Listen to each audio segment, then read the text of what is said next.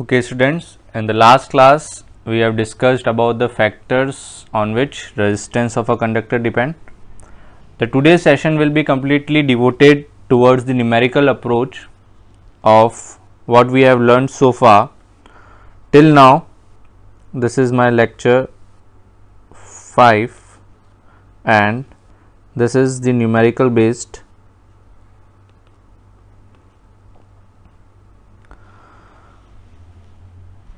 Ohm's law. By Ohm's law, what we have learned, the equation that potential difference is equals to electric current into resistance, and in the last lecture resistance is depending upon R L by A, where A is the area of cross section, L is the length and rho is the resistivity of the material. Also, the area of cross section is nothing but the pi r square, where r is the radius of wire,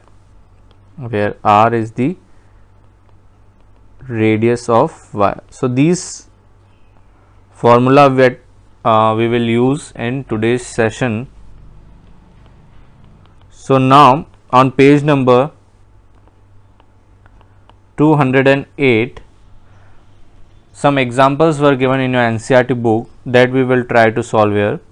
The first example is example 12.3, A part. How much current will an electric bulb draw from a 220 volt source if the resistance of the bulb filament is 1200? First part में आपको you have to calculate the current where potential difference and the resistance of the bulb is given to you. Whereas in the second part, how much current will an electric heater coil draw from a 220 volt source if the resistance of the heater coil is 100 ohm?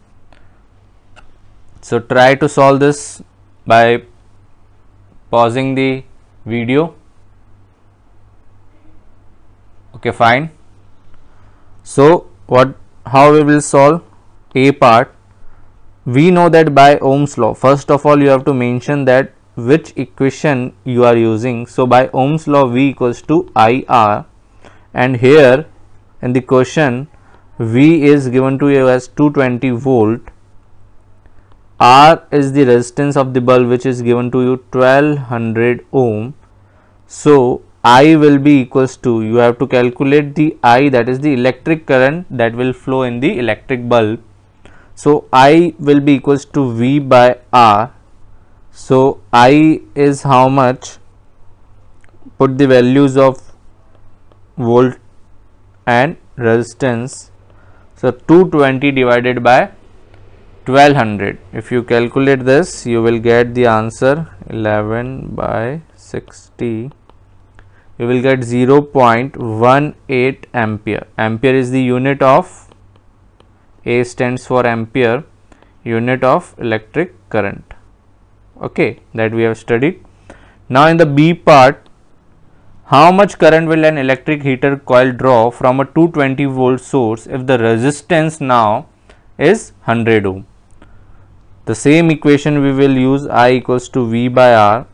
Now, V is same 220 volt and R is 100 ohm. So, simply I is equals to 220 divided by 100, which is equals to 2.2 ampere. So, these are the answer for your this example.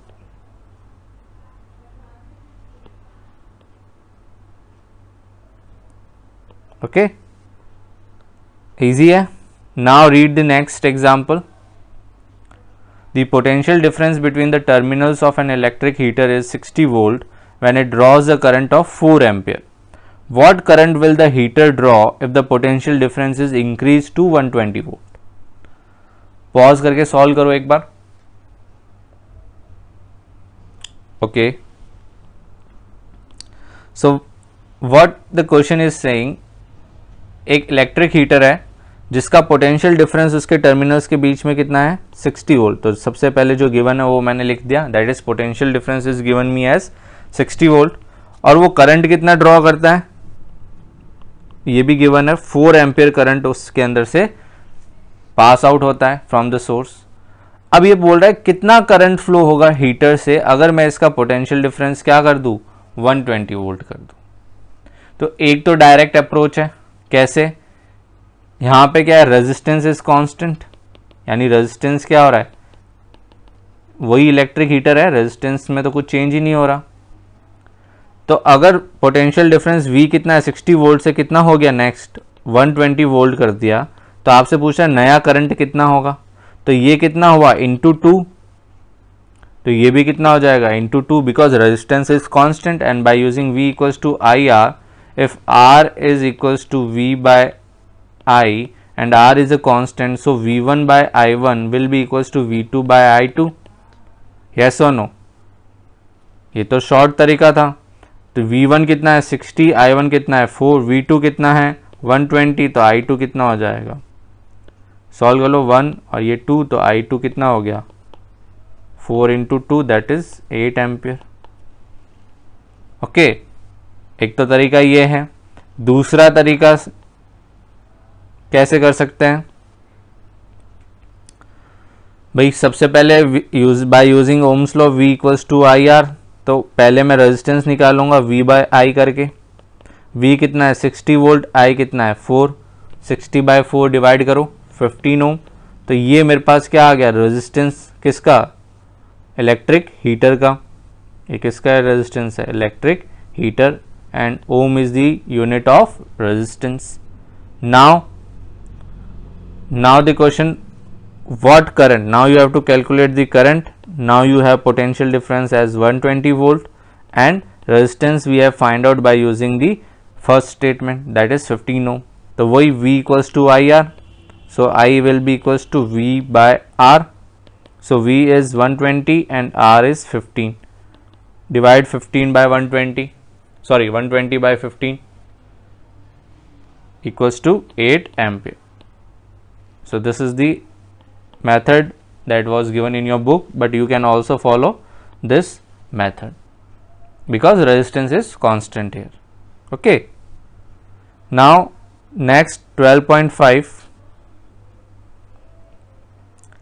read 12.5.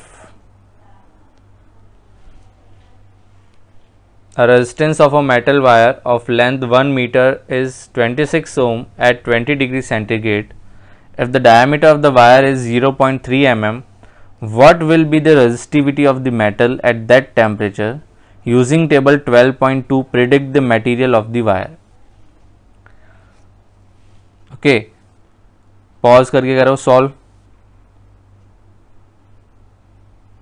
Okay, now what you have to find out? You have to find out the resistivity of the material, यानी कि resistivity क्या था,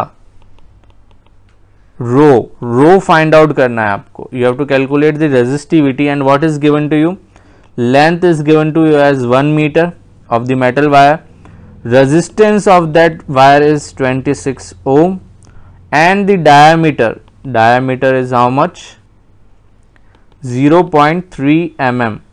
सो सबसे important point जहां सबसे ज्यादा बच्चे mistake करते हैं, सबसे पहले आपको सारी यूनिट्स को SI यूनिट्स में कन्वर्ट करना है। यहाँ पे देखो लेंथ मीटर में, उस तो metre is the SI unit of length, ohm SI unit है रेजिस्टेंस की, डायमीटर क्या है mm में, तो first of all convert it into metre, तो 0.3 mm को कन्वर्ट करना है, तो डिवाइड बाय 100 किया। ओके, सो डिवाइड बाय पहले 10 किया तो ये हो गया सेंटीमीटर में, और एक बार और 100 से डिवाइड किया तो ये हो गया मीटर में, तो ये क्या हो गया 0.3 इंटू 10⁻³ और सिंपली 3 इंटू 10⁻⁴ मीटर। ये क्या गिवन है मुझे, diameter, and I know that what is the relation between diameter and radius of a circle, twice of the radius is equals to diameter. Okay, so the radius will be equals to how much, diameter divided by 2, which is equals to 3 divided by 2 into 10⁻⁴ meter. Okay, so the answer is 1.5 into 10⁻⁴ meter. Now we know that the formula of resistance what we have studied in the last class is rho L by A. This is the formula you have to remember, rho L by A, where rho is resistance, sorry, R is resistance, rho is resistivity, L is the length and A is the area, and area is what I have told you, pi r square. Now I have the values of all. Just put it the values in the given formula and try to solve the answer. Okay,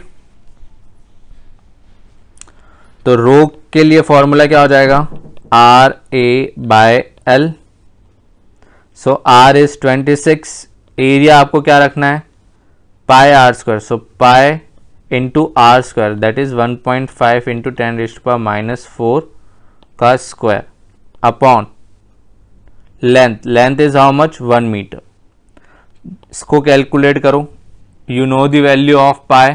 पाई की value क्या है, either 22/7 रखो या फिर 3.14. So by calculating this fraction you will get the answer near about 1.84 into 10⁻⁻⁶ metre. जब आप इसको multiply करके इस वैल्यूज लिखोगे then you will get the answer 1.84 10⁻⁻⁶ ohm meter. What is the unit of resistivity? Ohm meter. So this is the resistivity of the metal wire. Now by using the table 12.2 in your book, table 12.2, the value of resistivity matches to which wire, which material. If you go to the book you will get that manganese is the material. So rho material is your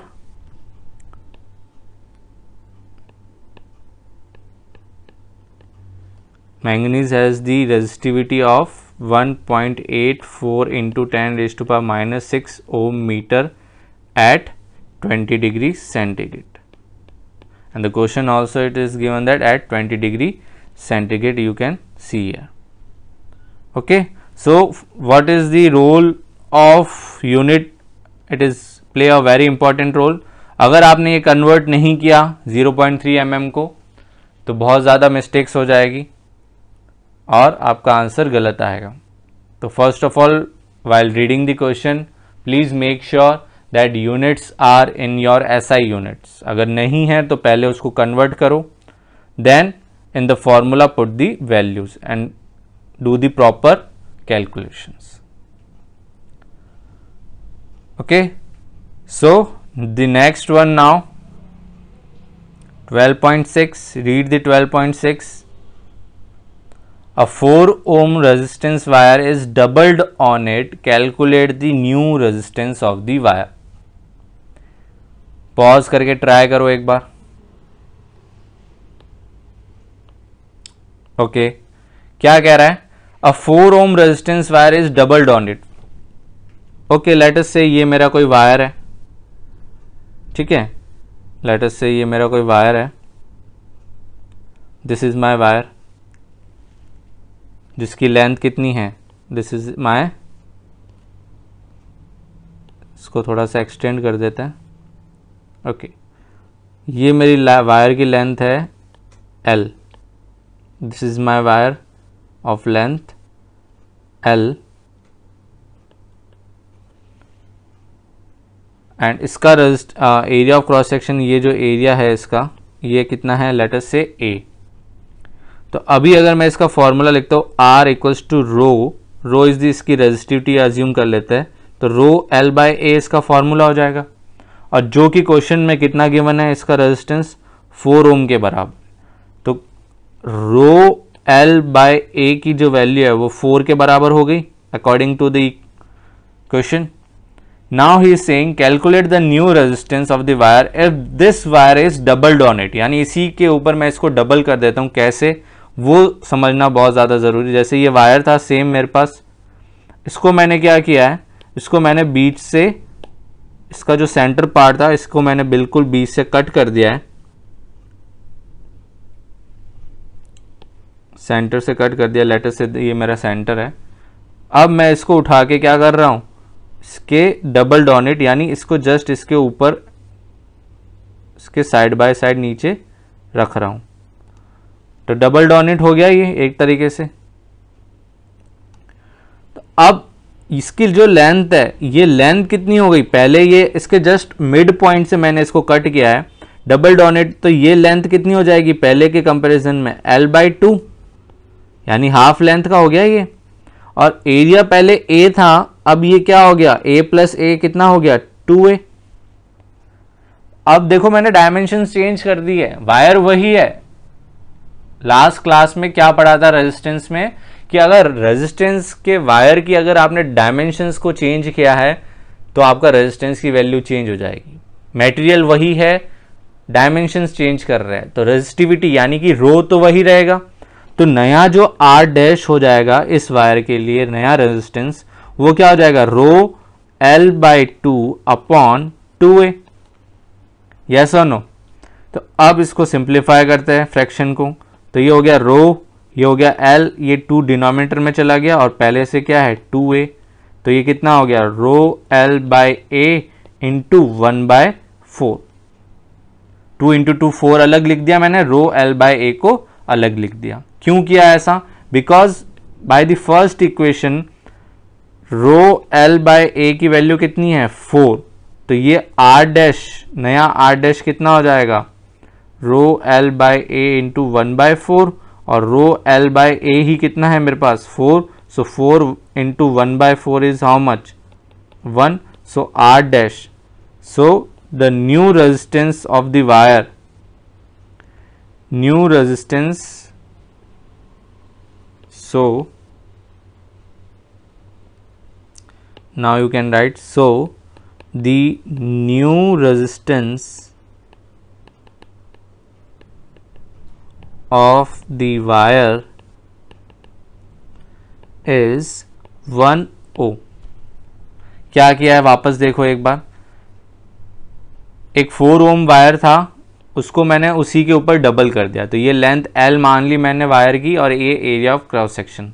तो resistance का formula क्या है, R = रो l/a, और इसी की value कितनी given है 4 ओम given है, तो ये 4 ओम हो गया, यानी रो l/a की वैल्यू क्या हो गई 4 ओम।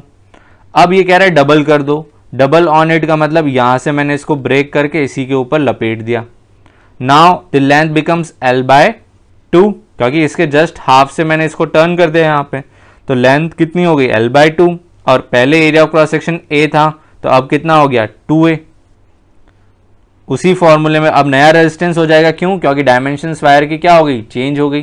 तो चेंज होने से मैंने वही फॉर्मूला अप्लाई किया, रो l/a, क्योंकि अब लेंथ, नई लेंथ कितनी है l/2, और एरिया ऑफ क्रॉस सेक्शन कितना है 2a, तो रो डैश कितना हो गया रो l/2 into 2a।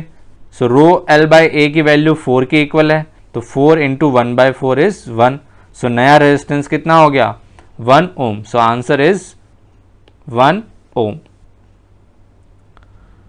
Okay, now उसी के नीचे आपके बुक के अंदर इंटेक्स क्वेश्चन है, read the first question, on what factor does the resistance of a conductor depend, that we have already done in the last class. इसको यहीं पे अगर आपको आंसर्स चाहिए तो अपन उसको कॉपी कर लेते हैं। ओके, सो ये रहा आपका answer.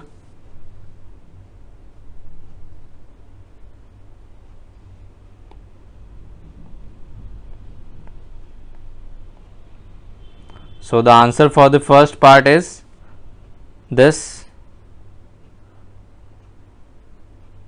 So the resistance of a wire depends upon, resistance is directly proportional to the length of the conductor, that is R is directly proportional to L. Next, resistance is inversely proportional to the area of cross section of wire, that is R is inversely proportional to 1/A. Resistance depend upon the nature of material, that is R equals to rho L/A. So this is the answer for your first part, answer 1. Read the next question. Will current flow more easily through a thick wire or a thin wire of the same material when connected to the same source and explain why. क्या कह रहा है, current जो flow हो रहा है more easily होता है, आपको बताना है थिक वायर में या थिन वायर में. तो we know that, answer second में क्या लिखेंगे, we know that for a given source I is inversely proportional to resistance. यानी करंट इंक्रीज होगा तो रेजिस्टेंस डिक्रीज होगा, और रेजिस्टेंस इंक्रीज होगा तो करंट डिक्रीज होगा. And resistance of thick wire is less than the resistance of thin wire. भाई thick wire में क्या होगा, एरिया ऑफ क्रॉस सेक्शन बड़ा होगा. अगर एरिया ऑफ क्रॉस सेक्शन बड़ा है तो रेजिस्टेंस क्या होगा, कम. और थिन वायर यानी पतला वायर यानी एरिया ऑफ क्रॉस सेक्शन क्या है, कम है. अगर एरिया ऑफ क्रॉस सेक्शन कम है तो रेजिस्टेंस की वैल्यू क्या हो जाएगी, ज़्यादा. सो resistance of thick wire is less than the resistance of thin wire, therefore the current will flow more easily in thick wire than thin wire. Okay. और आप ऐसे भी समझ सकते हो भाई, चार्ज को फ्लो होना है, एक चार्ज को इस एंड से इस एंड पे जाना है और ये एरिया ऑफ क्रॉस सेक्शन है, ठीक है, और एक ये छोटा सा एरिया ऑफ क्रॉस सेक्शन है. मान लो 100 चार्जेस को यहाँ से इस पॉइंट पे जाना है और ये इतनी जगह से जाना है, और वही 100 इलेक्ट्रॉन्स को इतनी छोटी जगह से जाना है. तो किस में इजीली फ्लो होंगे, थिक वायर में इजीली फ्लो होंगे as compare to thin wire. So current will flow more easily in thick wire as compare to thin wire, क्योंकि फ्लो ऑफ चार्ज ही तो क्या होता है, current. Okay. Now the third question, let the resistance of an electrical component remains constant while the potential difference across the two ends of the component decreases to half of its formal value. What change will occur in the current through it? Simple सा है, try करो एक बार खुद से pause करके. Okay. Now look, resistance of the electrical component remains constant, यानी are आपका क्या हो गया है, कांस्टेंट, यानी आर आपका चेंज नहीं हो रहा है. तो V is directly proportional to I हो गया, क्योंकि V equals to I R में R कांस्टेंट है. इसका मतलब क्या हुआ, V is directly proportional to I. While the potential difference across the two ends of the component decreases to half of its formal value, यानी V से क्या हो गया, हाफ हो गया, V/2, तो I भी क्या हो जाएगा, I/2, because V is directly proportional to I.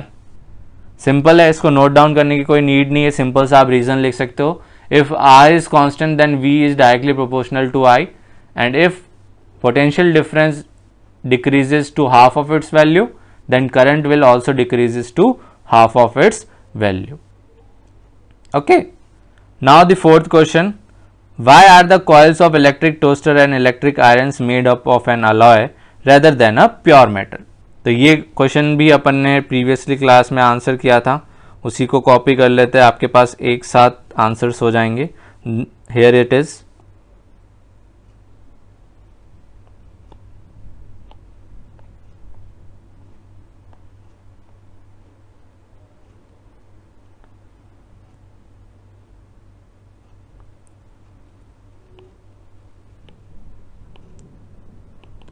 So answer 4, because the resistivity of alloy is greater than their constituent metal. resistivity alloy की ज़्यादा होती है और वो ऑक्सीडाइज नहीं होते, मतलब जल्दी से बर्न नहीं होते readily at even high temperature. यानी टेम्परेचर ज़्यादा कर दोगे तब भी अलॉय जल्दी से बर्न नहीं होते एज कंपेयर टू मेटल्स जो कि उतने ज़्यादा टेम्परेचर पे बर्न हो जाते हैं. बिकॉज इलेक्ट्रिक हीटर हुआ, इलेक्ट्रिक आयरन हुआ, वहाँ पे क्या होता है, आपको हीट चाहिए. अगर हीटिंग के कारण मेटल खुद मेल्ट हो गया तो फिर वो अप्लायंस किस काम का. Okay. So that why we use the alloy, because they do not oxidise और burn readily even at high temperature.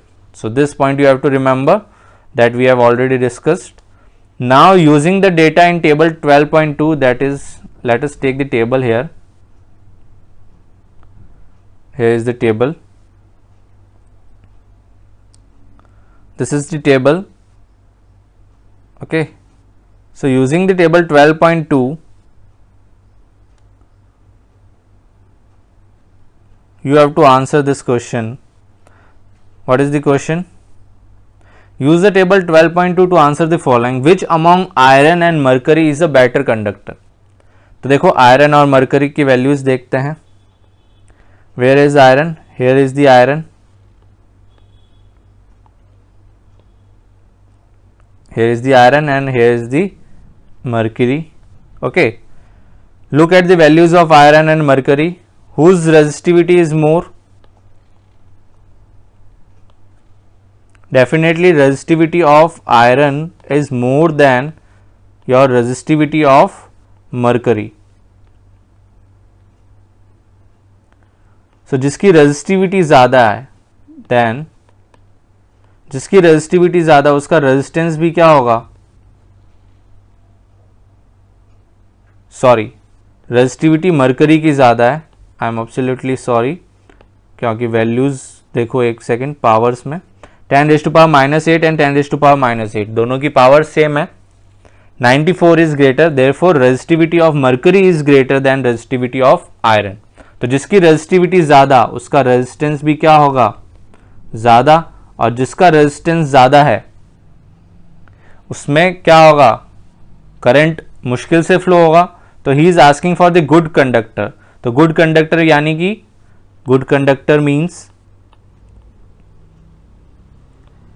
easy flow of charge, easy flow of charge, that is current. तो जिसका resistance ज़्यादा है उसमें current मुश्किल से flow होगा. Therefore current good conductor कौन हो जाएगा आपका? Iron is better conductor than mercury. यानी जिसकी रेजिस्टिविटी ज़्यादा उसका रेजिस्टेंस ज़्यादा, और जिसका रेजिस्टेंस ज़्यादा वो पुअर कंडक्टर होगा एज कंपेयर टू जिसका रेजिस्टेंस कम है. तो यहाँ पे रेजिस्टेंस मरकरी का ज़्यादा है तो वो लीस्ट कंडक्टर हुआ एज कंपेयर टू आयरन. तो iron is a better conductor than mercury. Now which material is the best conductor? तो जिसका रेजिस्टिविटी सबसे कम रेजिस्टिविटी देखो इसके अंदर किसका है? सिल्वर का है. लीस्ट रेजिस्टिविटी है. तो बेस्ट कंडक्टर क्या हो गया आपका? Best conductor is silver as it has least resistivity and hence least resistance.